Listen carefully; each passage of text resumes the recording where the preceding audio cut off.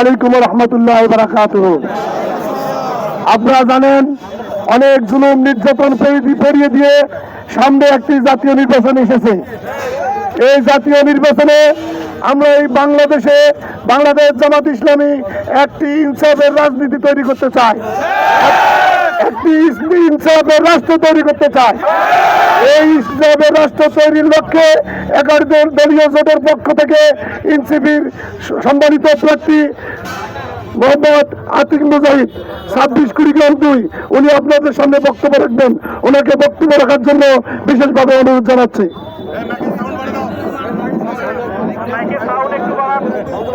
বিসমিল্লাহির রহমানির রহিম। প্রিয় নওডাঙ্গা বালাহাটবাসী, আসসালামু আলাইকুম। আপনাদেরকে আমি ক্লিয়ার করে কয়েকটা কথা বলে দিতে চাই। এই কুড়িগ্রামকে গত 53 বছর ধরে নানা দল বিভিন্ন দলকে আমরা ক্ষমতায় নিয়ে এসেছি, কিন্তু কুড়িগ্রামের কোনো পরিবর্তন হয় নাই। কুড়িগ্রামে আমরা যেটা পাই সেটা হচ্ছে বেকারত্ব আর দারিদ্রতা। ঢাকা শহরে গেলে আমরা আমাদের লোকজনকে শুধু রিক্সা চালাতে দেখি, আমরা দেখি আমাদের লোকজনকে ভাড়া করে নিয়ে যে কুমিল্লায় ধান কাটা হয়, তাই না? এইরকম কম্বল ত্রাণ আর জিল্লতির কুড়িগ্রাম আমরা চাই না। আমরা সম্মানের কুড়িগ্রাম চাই। আমার এলাকার মানুষের, প্রতিটা মানুষের সম্মান চাই, আমাদের ন্যায্য অধিকার চাই। আমাদেরকে এই সিস্টেমের কারণে 200 বছর পিছিয়ে রাখা হয়েছে। এই জন্য বলি, যদি কুমিল্লাতে 500 কোটি টাকা দেওয়া হয়, যদি চাঁদপুরে 500 কোটি টাকা দেওয়া হয়, যদি কুমিল্লাতে 500 কোটি টাকা দেওয়া হয়, এই কুড়িগ্রামকে 500 কোটি টাকা বরাদ্দ দিতে হবে। আর কোন বৈষম্য শিকার মেনে নিব না। আগামীর কুড়িগ্রাম হলো কর্মমর্যাদার, আত্মমর্যাদার কুড়িগ্রাম। ইনশাআল্লাহ কথা দিচ্ছি, 11 দলীয় জোট, এই দেশপ্রেমিক ইসলামিক জোট যদি ক্ষমতা আসে, আমরা কুড়িগ্রামকে বৈষম্য মুক্ত কুড়িগ্রাম বানিয়ে ছাড়বো ইনশাআল্লাহ। আপনারা জানেন এই যে ইন্টারিম সরকার কয়েকদিন আগে তারা বরাদ্দ ঘোষণা করেছে, সেই বরাদ্দের মধ্যে 40% তারা শুধুমাত্র চিটাগংয়ে দিয়েছে। আমার প্রশ্ন হলো, বৈষম্য বিরোধী আন্দোলন করলাম আর আপনারা 40% চিটাগংয়ে নিয়ে গেলেন। আমার অঞ্চলের কুড়িগ্রামের মানুষ যাদের নাও ঢাঙ্গায় রাস্তা নেই, যাদের অবস্থা খারাপ, ব্রিজ ভাঙা, ডাক্তার যাওয়ার মতো কোনো রাস্তা নেই, অ্যাম্বুলেন্স যাওয়ার কোনো রাস্তা নেই, ফায়ার ব্রিগেড যাওয়ার কোনো রাস্তা নেই, তাদের জন্য বরাদ্দ কত? এইভাবে আমাদেরকে বরাদ্দবিহীন করা হয়েছে, কিন্তু আমাদের নেতারা কোনো কথা বলে? আমাদের নেতারা সম্মানের সহিত বলি, এনারা সংসদ সদস্য বানাইছি, একবার কথা বলে 3 মাস সাসপেন্ড হয় না। আমাদের জন্য তারা সংসদে গিয়ে কি বলেছে? কিছু বলেছে? কিচ্ছু বলে নাই। আমি চ্যালেঞ্জ করে বলতে পারি, আপনারা অনেক দলকে ক্ষমতা এনেছেন, তারা আমাদের কুড়িগ্রামে কি করেছে বলেন? একটা হসপিটাল, সে হসপিটালে ডাক্তার নাই, আছে? ঔষধ চুরি হয় না? কি আছে রে ভাই? শুধু আছে বেকার আর বেকার আর বেকার, তাই না? আমরা কি ত্রাণ খাওয়ার জন্য জীবন যাপন করি? আমরা কি ভিক্ষুক জীবন চাই? আমরা ভিক্ষুক আর কম্বলের জীবন চাই না। আমাদের নেতাদেরকে বলতে চাই, আমরা যদি ক্ষমতায় যাই, আমরা যদি আল্লাহর রহমতে সুযোগ পাই, আল্লাহ একমাত্র মানুষকে ক্ষমতা দেয়, তুইজ্জু মান তাশা ওয়া তুজিল্লু মান তাশা বিয়াদিকাল খায়র। আল্লাহ যদি আমাদের সম্মান দেয়, আমি আপনাদেরকে এখানে দাঁড়িয়ে আমি ওয়াদা করতেছি, আমার 1 নম্বর কাজ হবে আমার এলাকার মানুষের কর্মসংস্থান। কারণ আমি আজ জিল্লতির জীবন দেখতে। আরে ভাই,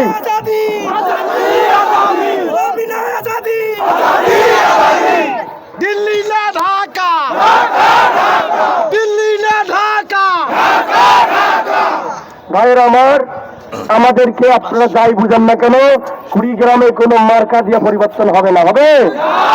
কুড়িগ্রামে দরকার একজন দায়িত্ববান, একজন আমানতদার, একজন সৎ মানুষ, যিনি এই কুড়িগ্রামকে সন্তানের মতো করে দায়িত্ব নেবে এবং তাকে বিল্ড আপ করার জন্য দিন রাত পরিশ্রম করবে। ঠিক কিনা? আপনারা যদি প্রচলিত রাজনীতির মতো করে এই কুড়িগ্রামকে পরিবর্তন করতে চান, আপনারা আরো 53 বছরে চলে যাবে। সুতরাং জনগণকে এইবারের সুযোগ, আমি তো বললাম আমার নাম ডক্টর আতিক মুজাহিদ, আমি ঢাকা বিশ্ববিদ্যালয়ে পড়েছি, আমি মালয়েশিয়া ইসলামিক বিশ্ববিদ্যালয় থেকে মাস্টার্স করেছি, পিএইচডি করেছি, আমি 2টা বিশ্ববিদ্যালয়ে শিক্ষকতা করি, আমি টিভি টকশোতে কথা বলি, আমি বৈষম্য নিয়ে পত্রিকাতে কলাম লিখি। আমি আপনাদের সন্তান হিসেবে বলতে চাই, আমরা আর নেতা চাই না, আমরা একজন দায়িত্ববান সেবক খাদেম চাই, তারা এই কুড়িগ্রামকে নিজের মতো করে নিজের দায়িত্ব নিয়ে পরিবর্তন করবে। আমি আপনাদেরকে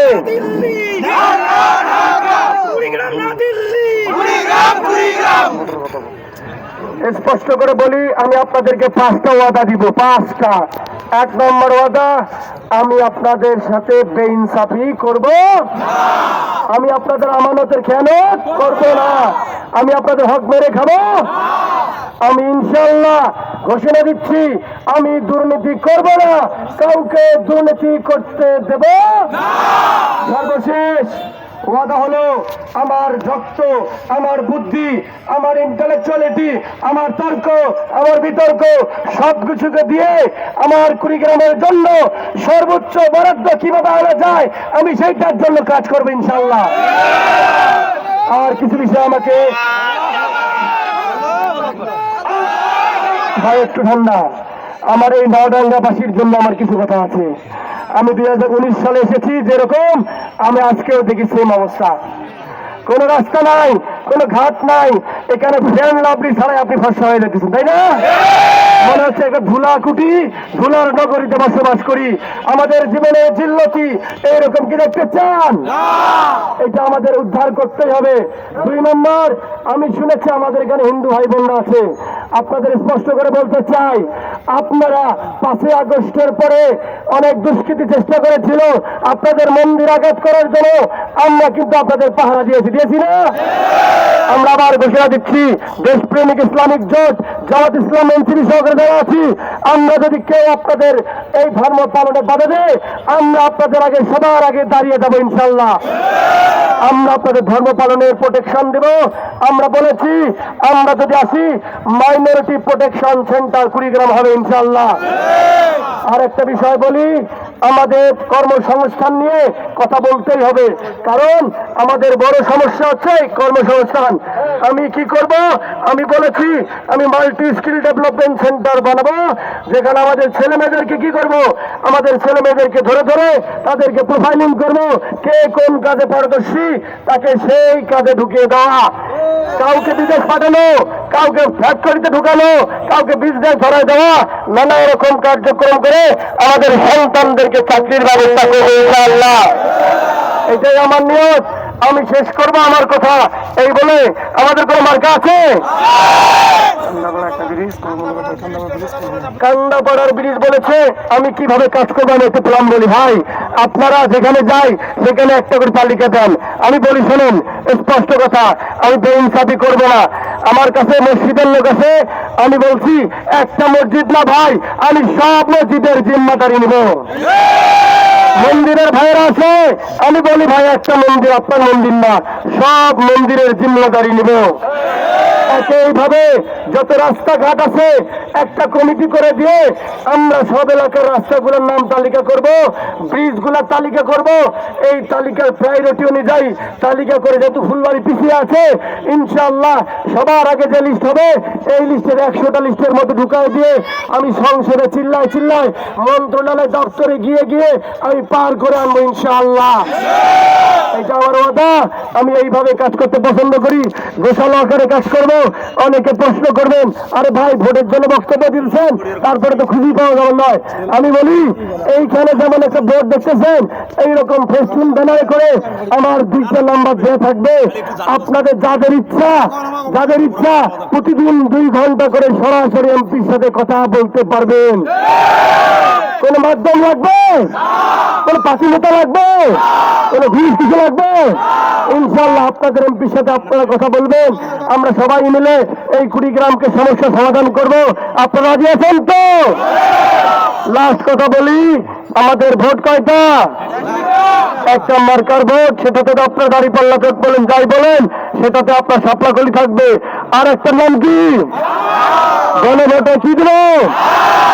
কেউ যদি মনে করেন এই গণভোটে ন্যায়ের ক্যাম্পেইন করে বুঝতে হবে তার বাংলাদেশ বিরোধী শক্তি, তারা হচ্ছে দিল্লির দালাল, তার দেশের শত্রু, তার সংস্কার বিরোধী, তারা হচ্ছে মাফিয়াতন্ত্র বিশ্বাসী। আমরা অবশ্যই হা ভোট দেব। হা ভোটের পক্ষে হচ্ছে বাংলাদেশের শক্তি এবং এরা বাংলাদেশকে নতুন করে গড়তে চায়। আমি আমার কথাই বলে শেষ করতেছি, ইনকিলাব ইনকিলাব, গোলামি না আজাদি, ওই দিল্লি না ঢাকা। ইনশাল্লাহ শহীদ শরীফ ওসমান বিন হাদির যে বাংলাদেশের স্বপ্ন দেখেছেন, আমরা তরুণরা সেই বাংলাদেশ বিনির্মাণ করব, সেই প্রত্যাশা রেখে শেষ করছি। আসসালামু আলাইকুম ওয়া রাহমাতুল্লাহি ওয়া বারাকাতুহু। দুঃখের বিষয় হলো, সম্মানের সহিত বলি, আমাদের যারা এমপি ছিল তারা আমাদের অঞ্চলের মানুষকে বঞ্চিত করেছে, শোষিত করেছে। আমরা উন্নতি করতে পারি না। এই কারণে আমাদেরকে দরিদ্রতম জেলা বলা হয়, মফিজের জেলা বলা হয়, মঙ্গার জেলা বলা হয়, ত্রাণ খাওয়ার জেলা বলা হয়। এইভাবে তো চলতে পারে না। এই জন্য আমরা নতুনরা এই ইলেকশনে এসেছি। ইনশাল্লাহ আপনাদের সন্তান হিসেবে, আপনাদের ভালো সন্তান হিসেবে আমরা আপনাদের দায়িত্ব নিতে চাই। ইনশাল্লাহ আমরা নেতা হতে চাই না, আমরা কাজ করতে চাই। এই অঞ্চলে আমি 2019 সালে এসেছি, তখন রাস্তা যেরকম ভাঙা আজকেও সেম ভাঙা। এর কি মানুষ থাকে না? কি এর কি মানুষ চেয়ারম্যান বানায়, এমপি বানায়? নাওডাঙ্গার ভোটে এমপি হন, নাওডাঙ্গা রাস্তা করতে সমস্যা নাকি? আমি কথা দিচ্ছি ইনশাল্লাহ, এই বাগোয়াস কথা না, আমি ইনশাল্লাহ জয়লাভ করি। আপনাদের এখানে এসে বসে তালিকা করে সংসদে গিয়ে চিল্লায় চিল্লায় বলবে, কথা দিলাম। শুধু তাই নয়, আপনারা বলবেন তুমি তো এমপি হওয়ার পর চলিয়ে যাবা, তো পাবারে নই। আমার কথা ক্লিয়ার। এখানে একটা বোর্ড টাঙায় দিব, সেখানে আমার 2টা নাম্বার থাকবে। সকাল 8টা থেকে 10টা পর্যন্ত এইরকম লেখা থাকবে যে এমপির সাথে সরাসরি কথা বলা।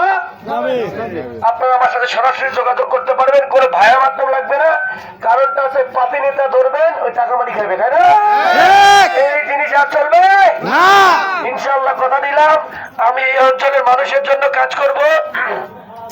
আর এই অঞ্চলের মানুষের বড় সমস্যা হচ্ছে আমাদের কর্মসংস্থান নাই, আছে?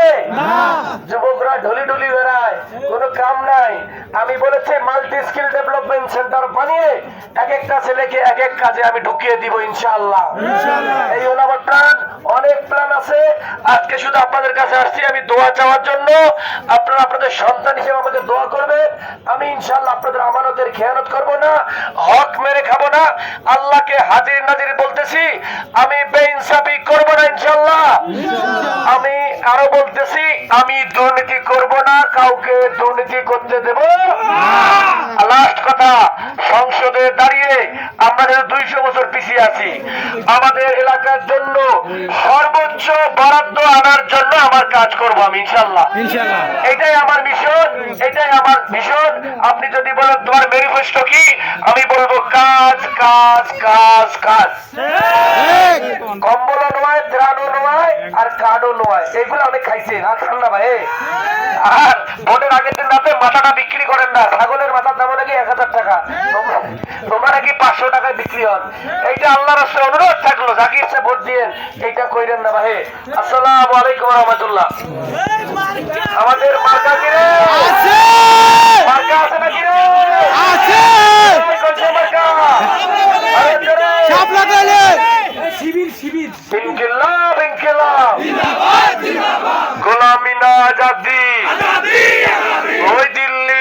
ঢাকা ওই দিল্লি না গোরখমন্ডল। সবাইকে ধন্যবাদ।